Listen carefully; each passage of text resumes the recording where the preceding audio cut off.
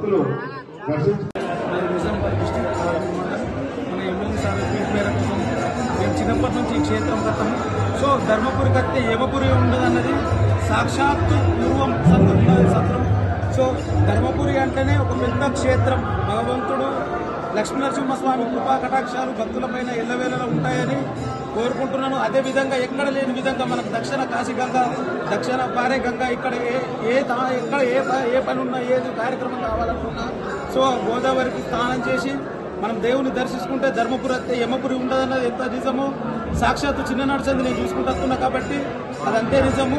ఇక్కడికి వచ్చిన వాళ్ళకు ఏ కష్టాలు కానీ ఏది బాధలు ఉంటాయి, పంట పాడి గుడ్డు గోద ఎద్దు వ్యవసాయం అన్ని సస్యశ్యామలంగా ఉంటాయని లక్ష్మీనరసింహస్వామి కృపా కటాక్షాలు ఎల్లవేళలో ప్రభుత్వం పైన అట్లాగే మన ఎమ్మెల్యేల పైన కృపా కటాక్షాలు ఎల్లవేళలు ఉండాలని కోరుకుంటున్నాను.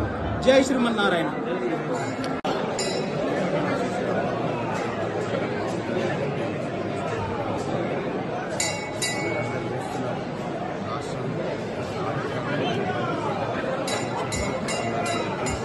పంటలు బాగుండాలి.